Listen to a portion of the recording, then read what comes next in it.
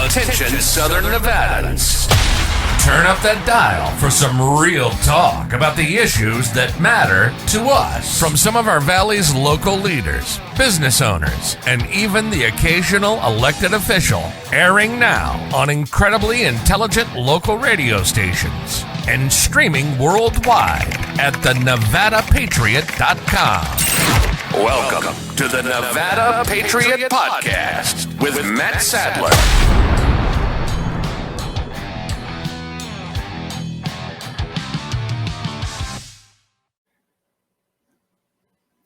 Welcome to the Nevada Patriot Podcast. I'm your host, Matt Sadler. Thank you for joining us online and at KPFF 97.7 FM here in Pahrump. This episode and all others can be streamed on demand at thenevadapatriot.com. Today's podcast will have very limited commercial interruption, and this is a special episode. I've been excited about doing this interview for a long time. This guest is a man I have immense respect for. Since first meeting him not quite a year ago, maybe, I knew we shared a lot of core convictions. He's a man who has his priorities in order. He is the pastor of Calvary Red Rock, a church in the Summerlin area of Las Vegas, and went about a mile or two away from my old stomping grounds where I grew up, which is kind of neat how life has a way of kind of weaving us together and circling around. He's active politically in a time when there aren't very many church leaders speaking into the political realm. It takes a lot of courage and a lot of balance. Pastor Gregg Seymour, welcome to the show. Wow, Matt, thank you so much. And it's a huge blessing to be here with you. Likewise, a man that I have much respect for, Mr. Matt Sadler, who, and you're right, my brother. It was pretty much right out of the gate that I felt a kindred spirit with you. And we definitely know how the battle rolls, and the priorities are definitely a necessity. Yes. Okay, so please tell our listeners a little bit about your background and journey. Kind of the floor is yours, just to kind of let everybody know out here in Pahrump who you are. Well, I have been in full-time ministry since 2004. All of it here in Las Vegas. I moved to Las Vegas in 1996, fresh out of drug and alcohol rehabilitation center in LA County. Pretty much had lost everything. Best thing that ever happened to me. I can say that now. Back then it was rough. Came out here to Las Vegas to get my feet under me. Well, let me backtrack a little bit. I met Jesus at that rehab. Amen. So I was a new Christian at 35 years old, and needed to get back up on my feet and try to put my life back together. My girlfriend at the time, who's been my wife for many, many years, moved out here with we had a son together, and I had two children from a previous. She had two children from a previous. So we're the Brady Bunch. And so she was moving out here to get back up on her feet, and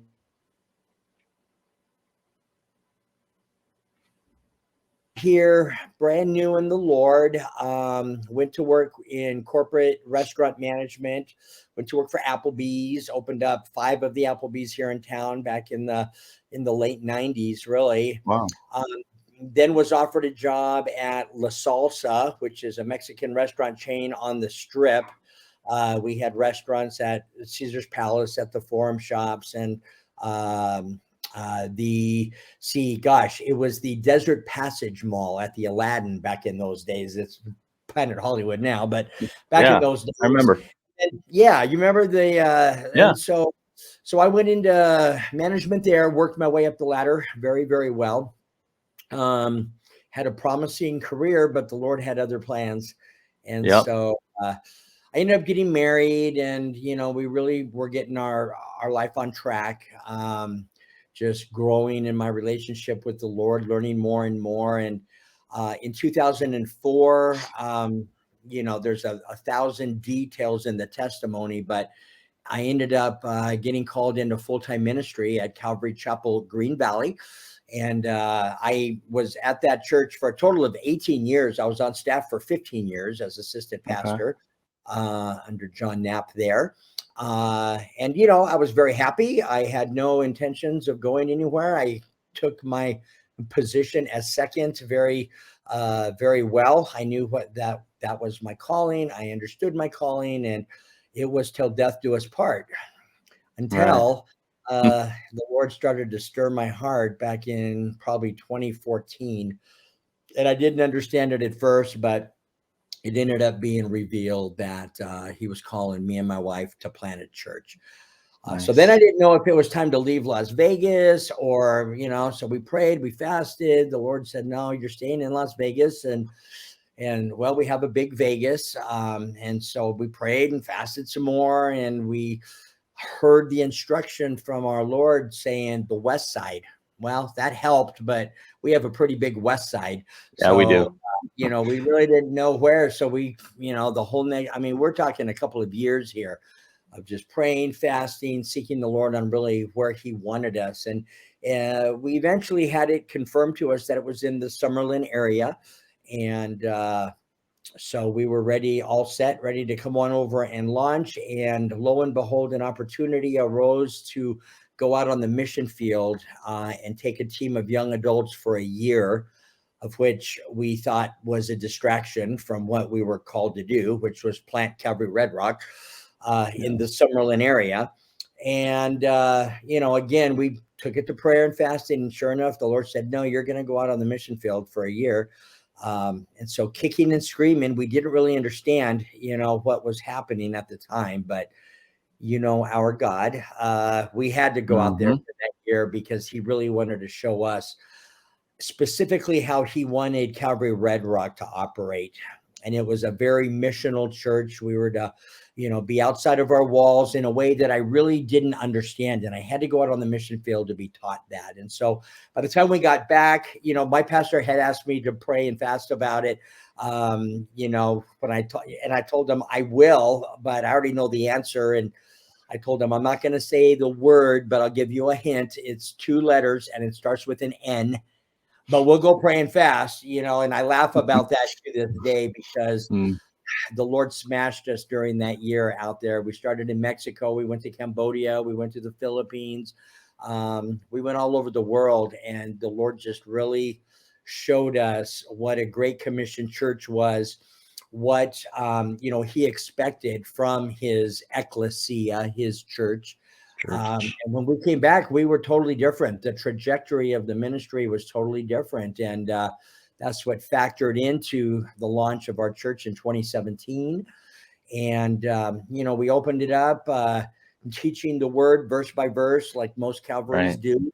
That's one of the Calvary Chapel distinctives. And so, things were moving along until 2020. We started getting into the election cycle and started really seeing just the platform of evil in a different way, coming through the portals of politics in a way that I really had never noticed before. The dynamic was different in 2020. And then, of course, we went right into the pandemic and everything that happened there. And so that really has been what's factored into my driving force of being a church of action, being involved. I liken politics to the mission field. We unfortunately, God created government, but man created politics, and man has messed it up quite well, like we do everything. Politics is a dirty word, and it is a swamp. And, I'm learning a lot as I'm navigating through the water. But listen, I view it as a mission field. It is, God knows nothing, no difference between the sacred and the secular. Everything is sacred. And everywhere we step our foot, it is sacred, and we are to be the salt and light, hands and feet of our Lord everywhere. And the political arena is the major portal of evil coming into our country and our lives right now. And so that's where we're stepping up to take the battle where it needs to be. Yeah. So, and going off that, when I read scripture, I see that we're exposed to the full counsel of God. We're commanded to, and especially as leaders, to expose the congregation to the full counsel of God. The Bible is supposed to be, it's useful for everything, right? That's very clear. And I see clearly that politics is part of that counsel, but many church leaders, it seems, for some reason or another, they don't view it that same way. They want to do the separation. They say, well, we're going to focus on, God's will, God's sovereign. Let's leave politics out of it. But basically, if you can't compartmentalize things like that, because God is in control. We know that. We serve a big God, but we have these responsibilities, whether it's in our own household, in our communities, and with our neighborhood, in our cities, our towns, our counties, and ultimately in the world. So we can't, I guess, for lack of a better term, we can't shirk those responsibilities. That's not to say we have to only focus on the political realm, but it's something that we can't afford to neglect. And I think you probably see it the same way. No, I see it the exact same way. Let me tell you, my belief is that the reason we are where we are here as a nation, specifically, now I talk, the reason we are where we are is because of the silent church. And this is nothing new. This has been going on for a long time. Right. I love the book, a book put out recently by Eric Metaxas called Letter to the American Church, where he takes very, very well the comparison between our current day church and what happened back in Nazi Germany, where the church was basically told to stay in their lane. They had been taught, from the pulpit that, they were that we're not to get involved in political efforts. We are just to simply spread the gospel, which is true. We are to spread the gospel, but sure. The definition of that has been very, very watered down. And we know that, this went all the way to the, as the train cars were driving, we're going past the churches with, those with the Jews being led to the slaughter because of the regime and what had taken place there. Their response was, let's just sing the hymns louder so we don't have to listen to the cries that they couldn't take. And, that's really been, nothing is new. This hasn't just happened. The church has been asleep for a long time. We've been given the power and authority of Jesus Christ. And if we just stood up and stepped into that, evil would be thwarted and absolutely crushed in a moment's time. But the church is not doing that. Let me just quickly, tell you what I believe a huge miss from biblical interpretation is. Jesus, when he was with his disciples there at Caesarea Philippi, found in Matthew chapter 16 is Matthew's account of this. That's when they were sitting around up there and, they were asking Jesus, Jesus was asking them, who do men say that I am? And they responded and said, well, some say you're, John the Baptist or, Elijah. But Jesus looked over at Peter and he asked Peter a very interesting question. He said, but who do you say that I am? And Peter said, well, no doubt you're the Christ. You are the Son of God. And Jesus answered Peter and said, you're absolutely correct. The flesh and blood has not revealed that to you, but my Father in heaven. Jesus went on to say, and I tell you guys that upon this rock, okay, the rock meaning his testimony, the testimony of who he is the Christ, he is the Son of God. Upon this rock, I will build the translation that is in most Bibles is church. I will build my church, but that is not the original language. The original language is ecclesia. Jesus said, upon this rock, I will build my ecclesia. Now, why would Jesus use that word? Well, first off, the word church wasn't coined for another 400 years. William Tyndale lost his life because of his proper translation of this into ecclesia, not church. Why is that important? Ecclesia is a Greek term that basically means a called out group. It is a group that is established to gather in the public square.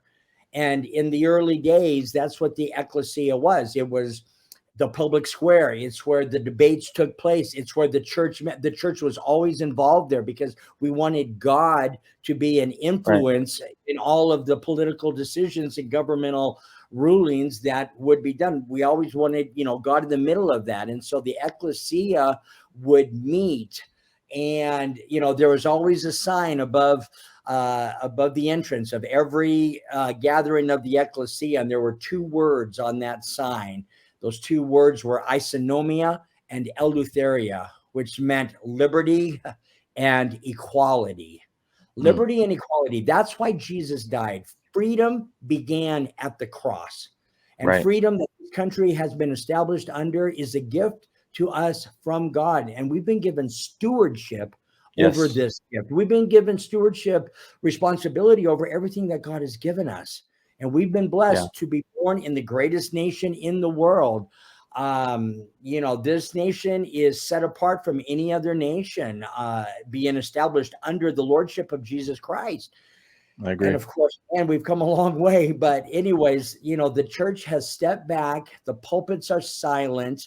We don't get involved in politics because politics is dirty. I love what Rob McCoy says. Whenever people tell him, you can't get involved in politics. Politics is dirty. He's like, "What's your point? The church is dirty. World is dirty, right?" Especially when we're being honest, right? That's not an excuse to step back and do nothing. The scriptures that I've studied for over 25 years tell me that we are to engage evil. We are to engage in battle from front to back, from cover to cover. The scriptures declare that. And so the pious pulpit, that tells everyone. I mean, there was a very high profile pastor just a week ago declared how frustrated he gets with pastors that just seem to keep everybody upset and anxious all the time with all the current events that are going on, that the church needs to be a place of safety and peace and refuge. And you have to really read between the lines on that, because what he's basically saying is, come to church, be in your bubble, stick your head in the sand, and let evil have its way, because the Lord's coming back soon anyways. And that is not the scriptures that I've studied for 25 years. I agree. And, a specific point I wanted to touch on for the listeners who may not already know. I mean, a lot of my listeners here locally know that I ran for political office. And when I ran for political office last year, I was fired up that you extended me and other candidates an opportunity and an invite to speak to the congregation. And as a bonus, it was great to see that you actually had lived in our assembly district, the one that I was running in, which was a bonus for me. But truth be told, that was probably the highlight of the campaign trail for me. I'm not just here buttering you up. I'm speaking from the heart. That was, and whether any constituents were there possible to vote, but the chance to go out there on a platform like that to speak the truth, to speak on behalf of the unborn, it was such a privilege. I and the other candidates obviously appreciate the platform, and I really wanted to just take this time to publicly thank you for that opportunity. And I pray and I wish that more pastors would have that same kind of gusto as you. It's a breath of fresh air. Listen, we the people are those that have been established in charge of our great republic that has been established, called the United States of America. And we, the people, should be led by we, the church. And, during election season, I felt an obligation to the congregation to allow all candidates to come in. And not all of them knew the Lord. But, our congregation, we're in the Word constantly. I believe they're strong enough to be able to handle the candidates themselves. They'll take care of the candidates out in the lobby with that Q&A time at the end or whatever we got. But I wanted the candidates to come in and just get exposed and let the congregation, because I pushed to be the hands and feet in the polling booth.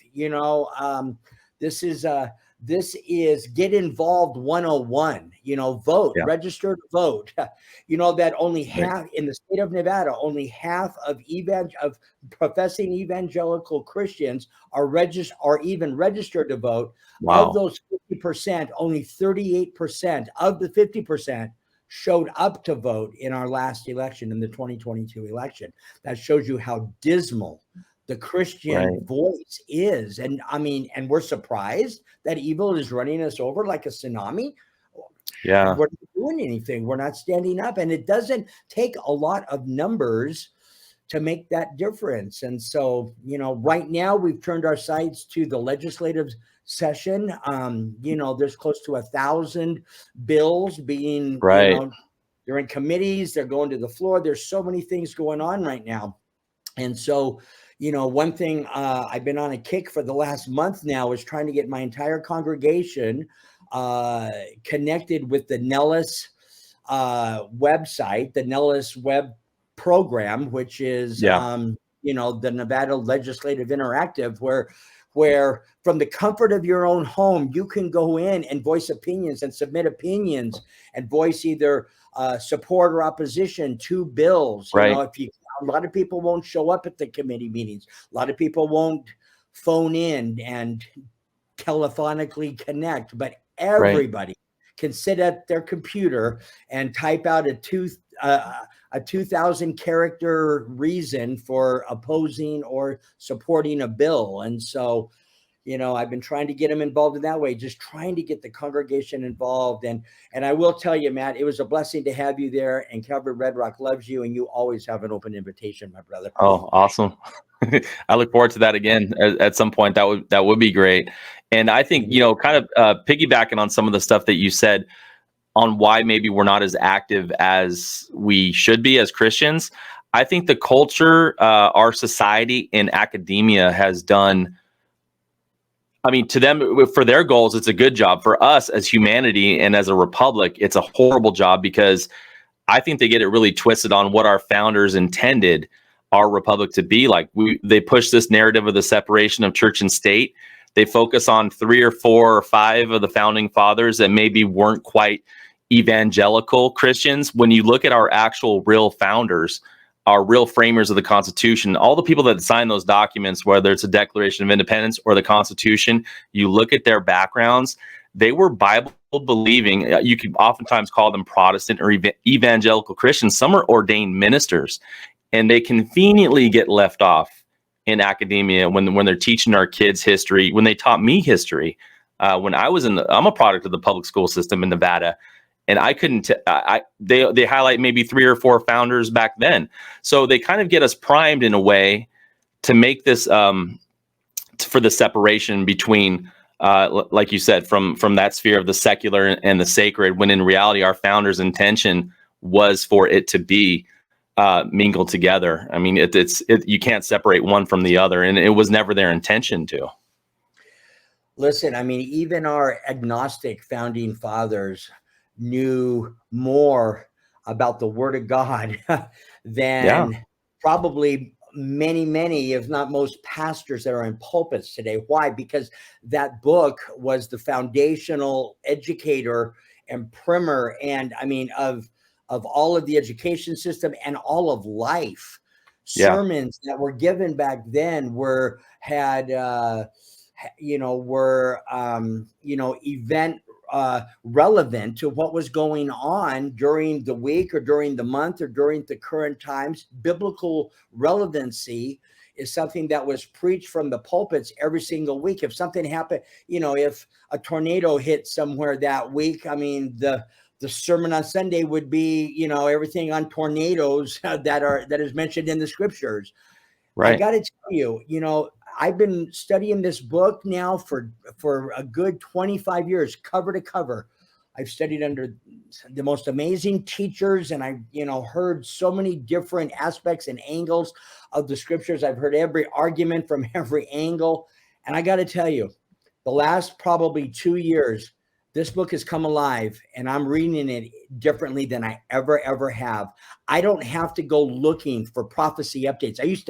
I would never do a prophecy update because they're a lot of work, right? And usually you do your prophecy updates at the end of the year, and it's like, oh my gosh, you got to put, tons and tons of hours, especially if you're doing it once a year. But let me tell you, right now, there's a prophecy update every single service, Many times I'm checking my phone before I go up to teach, I do 3 services on Sunday.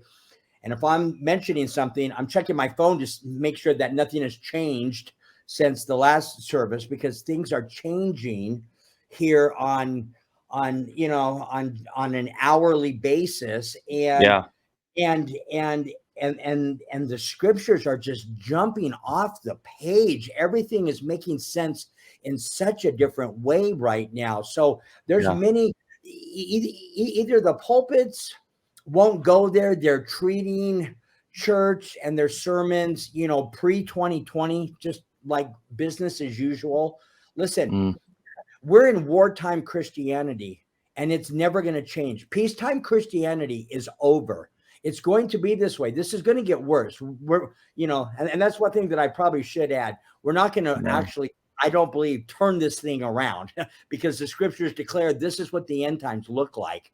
Jen Markell always says, what'd you expect the end times to look like? For those of us that have studied eschatology and prophecies, I mean, everything is perfectly falling into place. Nothing is falling apart. It's falling into place. And so, no, I don't believe that it's going to completely turn around, but either the pulpits are just being, they're going back to peacetime Christianity messages. A lot of them are teaching the scriptures, verse by verse, expositional teaching, and they're covering the observation, the interpretation of the scriptures, doing some application, but they're not current relevant applications the way that they should be. All you got to do is look at 5 minutes of headlines, and you've got your sermon. No matter what area of the scripture you're in, it's just jumping off of the page, and the tie-in is a no-brainer. I've got a couple of brain cells left. I don't have much creativity here. You don't need much creativity. It's a pretty simple connection. And that's why Calvary Red Rock is growing, and churches that are speaking this way are growing. I mean, we are filled up in our building. We're in a building hunt right now. It's time to expand, because Christians know what to do. What can we do? We're Christians. We know what we want to do, and a lot of those things we can't because we are Christians. But they want to know, how can we get involved? What can we do? We want to make a difference. We want our children and our grandchildren to have a country that they could grow up into with the same freedoms and privileges that we had as Americans growing up. And what can we do? And they're just looking for leadership. And so the woke churches are dwindling, and churches that are standing up and taking the fight where the fight needs to go are growing. That's just a fact. And and so, I'm committed to leading the fight and doing the best I can, in getting everyone involved. And we always have things to do to be involved. What's our action items for this next week? Try to send everybody out every single week with an action item of something to do to make a difference for righteousness' sake. Yeah. And even like you were saying there, that you open up a newspaper or you go online, you can find out what your sermon can be based on. The bad bills, I mean, because I follow them and I speak about them on my show here on this podcast. The bad bills that are being proposed, not only antithetical to the Christian person, but antithetical to really any voter, any constituent that values freedom, that values anything remotely resembling the country that I grew up in as a child, because that's one of my biggest things I feel guilty of on a day-to-day basis, is that my kids, other kids, especially the kids coming up behind them, will they ever even have an opportunity or a chance to enjoy some of the basic things that I so took for granted as a child? Because a lot of these bills just proposed this session already can almost put us on a course that we're not going to be able to recover from. Like you said, there's hundreds and hundreds, or maybe now, like you said, over 1,000. How can our legislators possibly be able to digest that properly to make informed decisions for the constituents? It's a daunting task. And it's also why it's so important that we put, in my opinion, God-fearing, freedom-loving people in those positions of representation, because the minute self-interest gets in the way, which it happens on both sides of the aisle, bad bills with bad consequences, we're going to be, reaping it for, sowing it years down the line. So what are your thoughts on some of that? Actually, some specific bills, anything pop out recently that you kind of brought forward to the congregation that are particularly poignant to this? Yeah. I mean, let's start with maybe SB 131, which is a bill designed to legalize, make official Nevada as a abortion destination. Right. So abortion tourism and everything that it opens up there. It also even removes even more of the criteria of inspections and, health standards, for abortion doctors and abortion clinics. Right. There's just so much, rank negative that's in that bill. That's an interesting one because it's being presented before the Labor and Commerce Committee, which is interesting. Not healthcare, not it's the Labor and Commerce Committee, because of again, it's commerce. It's going to mean a lot of money for our state, and so they had a hearing about 3 weeks ago. I mentioned it to our church on a Sunday. And the committee meeting was Monday morning, and we had 35 people show up from our congregation, along with all of the others that were there, which, the room's not that big. It pretty much packed it out, and we really had our voices heard. And that bill has slowed down right now. I know that they're reassessing. It's amazing to me, and I just wish I could get this to everybody, how few people standing up for the right thing would make the most unbelievable difference. It doesn't take a massive army. Right. The other side, Satan, they're driven by evil. They're charged, demonically, honestly. And Satan is a big mouth. He's got a lot of hot air. Is he that roaring lion seeking whom he may devour? Yes, he is. But is he the toothless lion that holds nothing up against the power and authority of Jesus Christ? Yes, he is. He's both. And it all depends on what we do with Christ and how we walk in the authority of what we've been given. So, that's a bill that, and again, if you go onto the Nellis website and go to the public opinion stats, there's always a graph there. And those graphs, like the graph on that now, is probably 70% opposed and 30% in favor of.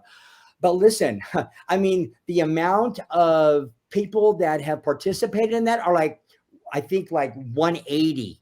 If we could have 200 people, we could crush that thing. It should be 99% opposed. And then we use that against these legislators that should be listening to the people, but we know they're not. And so when it comes time for reelection, or maybe even before reelection, depending on the behaviors, maybe it's recall, but we take those and we show them, you have not ruled, on any of the will of the people.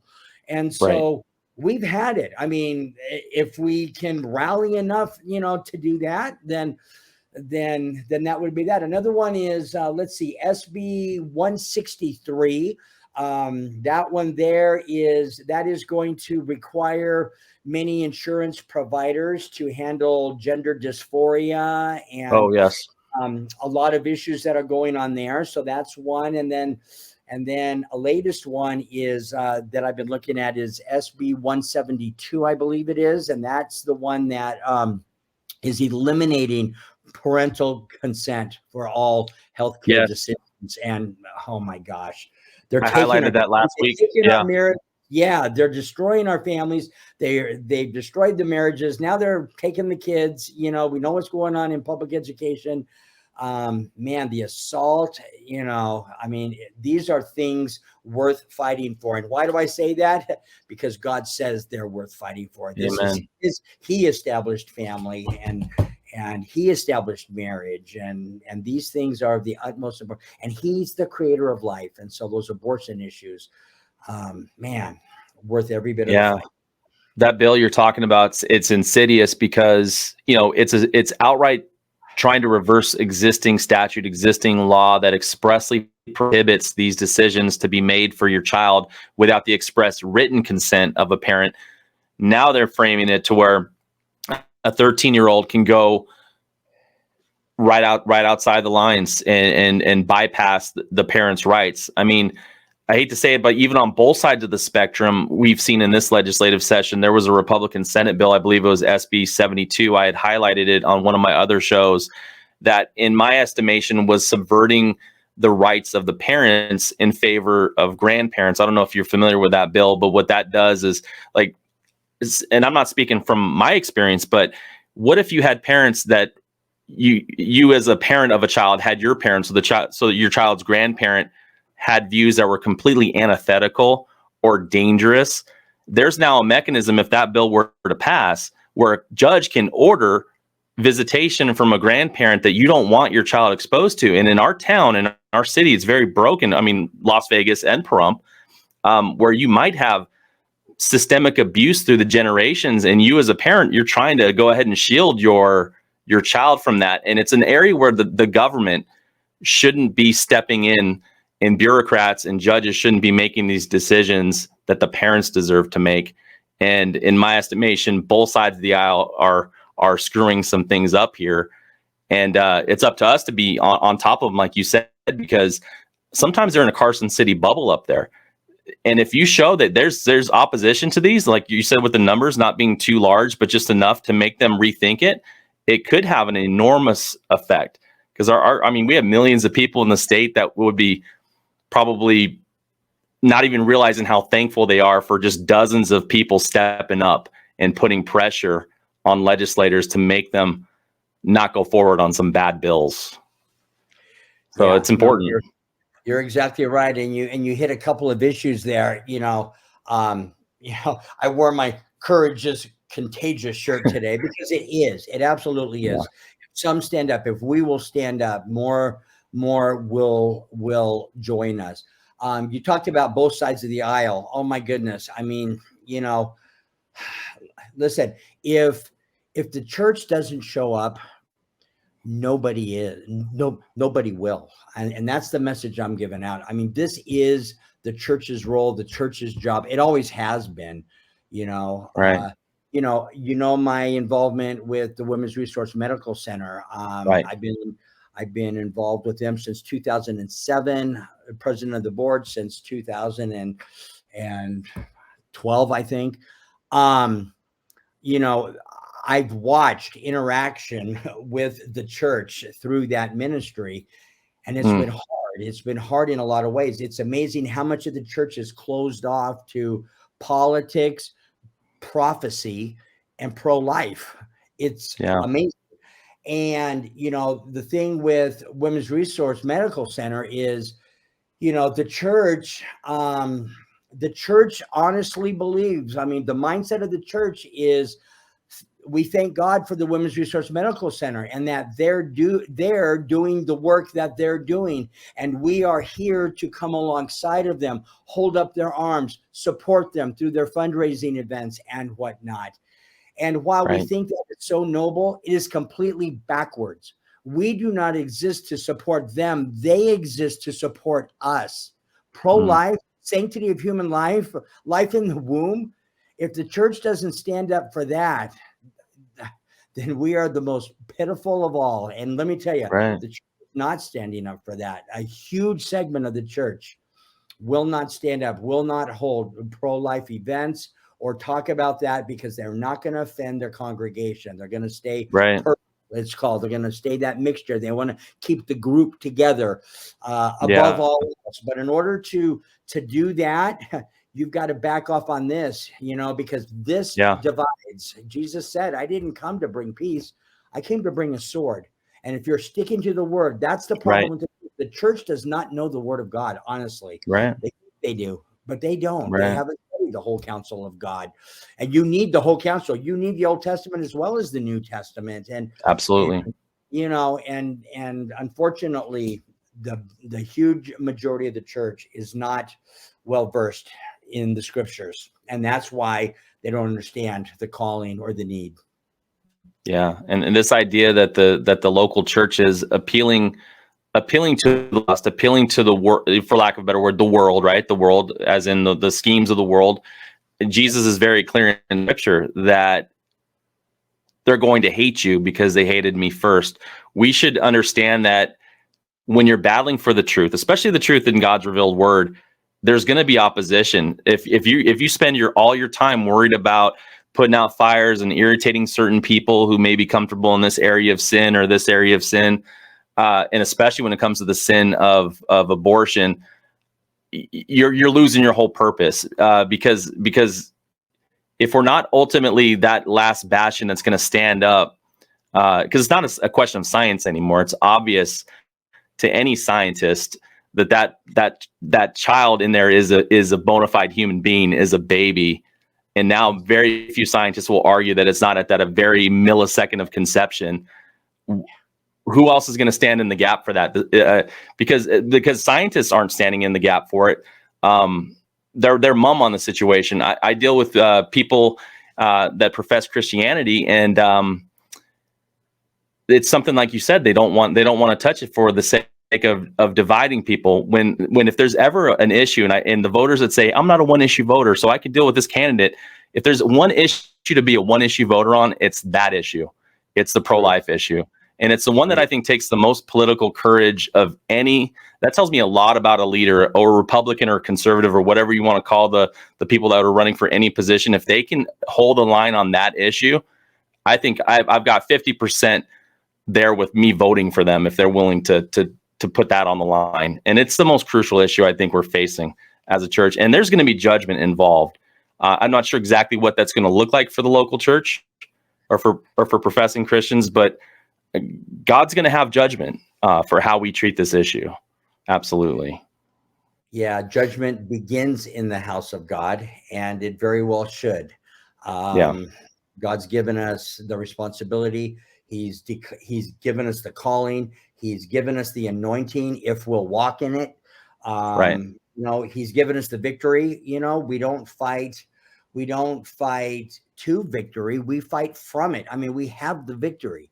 Right. And the scriptures declare that, but the church is just not walking in that at all. You're right. The pro-life issue was the major issue that was brought up from the liberal left in this last election cycle. And I have to tell you, the conservative right failed miserably in the rebuttal to that. We should have made our in fact, I believe most of the conservative candidates that I followed and dealt with just really swept it under the carpet, just wouldn't respond, just didn't feel like it was going to be a big enough issue that would hurt them. And wow, that was the issue, I believe. If you just want to look at any single issues that were involved, there's a lot of things that factored into how that last election went. But as far as issues go, that was the premier issue. And it's like the right didn't handle it well. Yeah, and it's the things that I think that our leadership in the conservative movement or the conservative side of the political spectrum, the stuff that we can control, because we can't eliminate the Dominion voting machines in every jurisdiction, the weirdness happening with crazy counts in different states, including ours, Pennsylvania, wherever else. But some of the things that we can do, we're not doing a very good enough job in controlling and promoting, better candidates to represent us. So I think what you said is very accurate. It was the perfect storm of these different things that came along. When Roe v. Wade was overturned, our reaction to things, it all kind of conspired for what we saw this last November. I mean, I'm thankful that we that we have a governor now, because some of these bills that we're talking about are going to probably pass and be voted on.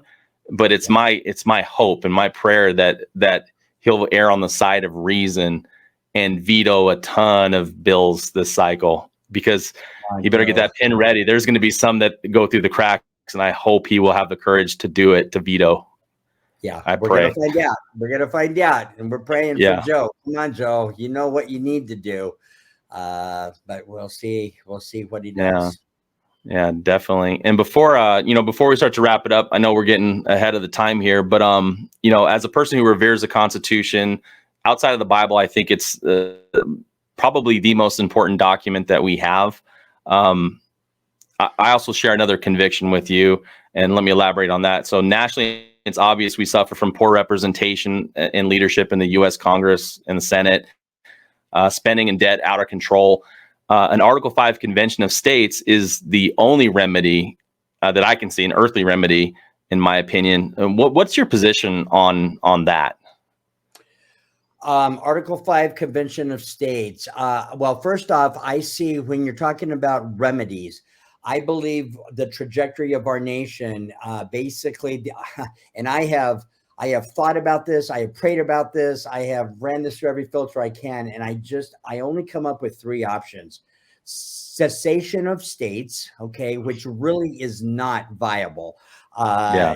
Texas may be able to pull that off, but they're not going to pull it off well. And it's not, I don't even think Texas can pull it off, let alone anybody else. But honestly, that's something that could happen.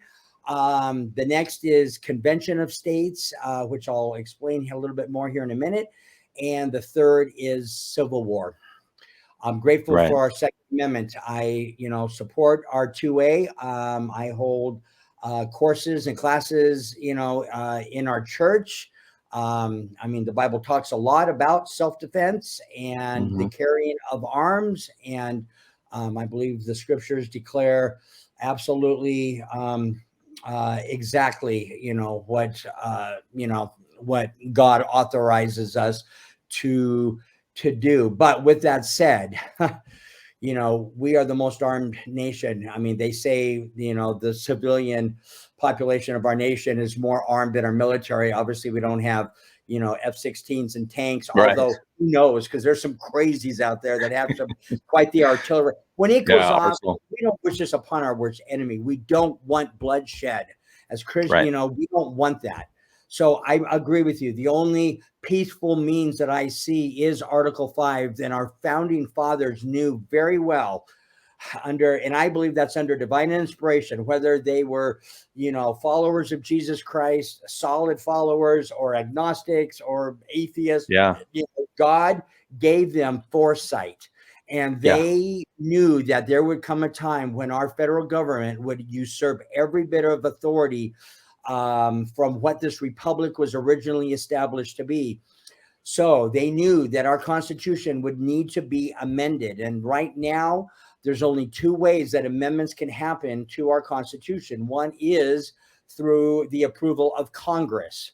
Now, we know Congress is not ever going to amend the Constitution in a way that is ever going to threaten their power or their agenda. And we just know that it's just not going to happen. The second way is through Article 5, which says that through a 2/3 agreement of states in the Republic, that a convention can be called for the purpose of proposing amendments to the Constitution. In our Republic, 2/3 would mean the 34 states. And what that means is that if 34 states will agree to a predetermined agenda of topics of proposed amendments that would be added to our Constitution, that under the Constitution, a convention must be called. It's called Convention of States. It's not the same as the Constitutional Convention that the critics like. It's a constitutional convention. It's not. It's a very specific, as detailed in Article 5, to make amendments. Article 5 is worded to this Constitution, so it's not like a convention go in and destroy our Constitution and reestablish a brand new one. There has been 3 predetermined agenda items in this movement that's been happening now the last number of years.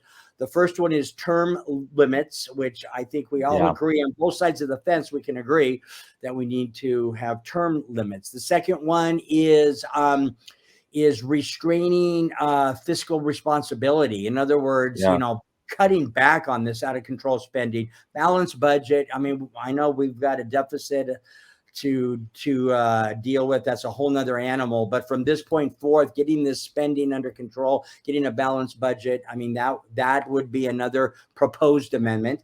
And then the third one would be limiting the scope and jurisdiction of the federal government. That really targets the fourth branch of government, all of the department ofs.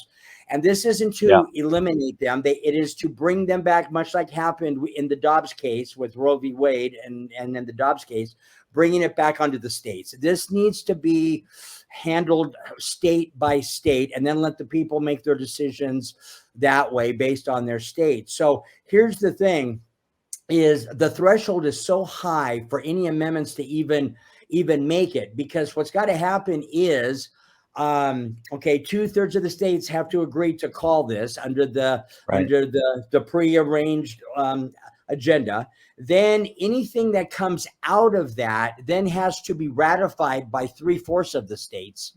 And you know very well, and your listeners are very well in tune of the steps that have to, be gone through for, any state,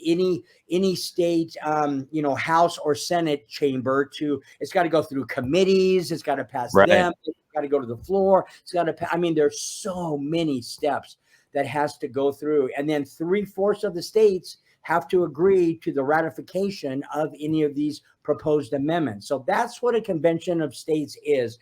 I'm the Nevada Coalition's director for Convention of States. I wholeheartedly believe in it. The Republican Party is opposed to an Article 5 convention. They have been absolutely duped. I am sorry. And so, we get into these, endless, back and forth, and I don't even want to give the other side, credit for the things that they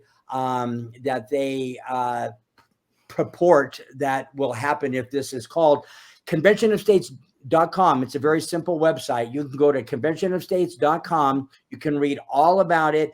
Every rebuttal to all of the attacks that come from both sides against it are answered very, very well on that website. I'm always available if anybody ever wants to talk a little bit more in depth in person about Convention of States. And, Nevada, so far 19 states have signed on. 3 more states are teetering. They've already passed the chambers. So probably in the next few months, we fully expect that number to go up to 22 states on board now. We need 34 to get the 2/3 mark. Nevada's not even on the bottom rung of the ladder, but we're swinging as hard as we can swing. It's all about educating people now. So, we'll always try to get the word out if we're going to hold any town halls. I'm going to be out of town for the next few weeks, but when I get back, I hope to hold a Convention of States town hall at the church, and I'll get that word out in any way that I possibly can. I'll shoot you a news blast. You can announce it, when it's coming time. Just to get the word out and keep educating everybody, and keep trying to move forward. Whether Nevada will be one of the 34 or not, that's to be seen. But we're going to sure try. Well, I'll tell you one thing is that when I ran for office, I was one of the few Republicans that would refuse to sign our state party's resolutions on their platform because of that. Because it's like you said, it's very explicitly in the Republican platform. We oppose an Article 5 Convention of States, which, what I find is if you're getting vitriol, especially vitriol based on misinformation and propaganda, you're getting it from two sides. To me, that's kind of encouraging because A, you're above the target, and B, there's a legitimate threat to that possibly becoming a reality. Now, it may not happen in our lifetimes. I don't know. I hope it really does. But for the sake of the Republic, because like you said, the House of Representatives is never going to vote themselves term limits. They're not going to do anything with their salaries or their retirement or all their, they get in there. They're supposed to be working for us, representing us. They are retiring or millionaires, halfway through their terms. They're the 1% of the 1% of our population. And I think our founders never envisioned it that way. They envisioned citizen-led representatives in Congress, and we sadly don't get that. So I think you're above the target. So if you do announce anything in the future, let us know. We'll put it on the radio station out here. I'll constantly announce it on the on the podcast, and we'll hopefully fill up your entire auditorium. And I was going to mention that I was going to say for a church that you really only launched 5 or 6 years ago, almost, right? Yeah, about 5 and a half. It's grown. I mean, it exponentially, and that is a testimony to you doing the right thing up there, and it doesn't go unnoticed. And anytime I'm in Las Vegas over the weekend, I'm always telling my wife we should maybe stick around an extra day, come back on Sunday maybe, and visit you guys. So I'm looking forward to that in the near future, hopefully.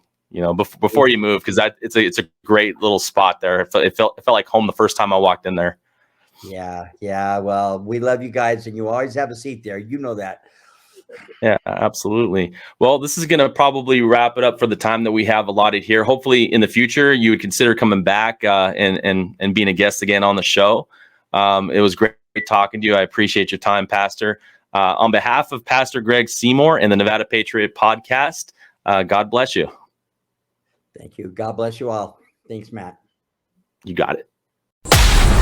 You've just spent some of the best minutes of your life hanging out with Matt Sadler at the Nevada Patriot Podcast. Thank you for listening. Tell a friend and join us next time. After you catch your breath, check out the NevadaPatriot.com for more content, advertising opportunities, and to give listener feedback. That website again is the NevadaPatriot.com. Until next time, Patriots, stay American.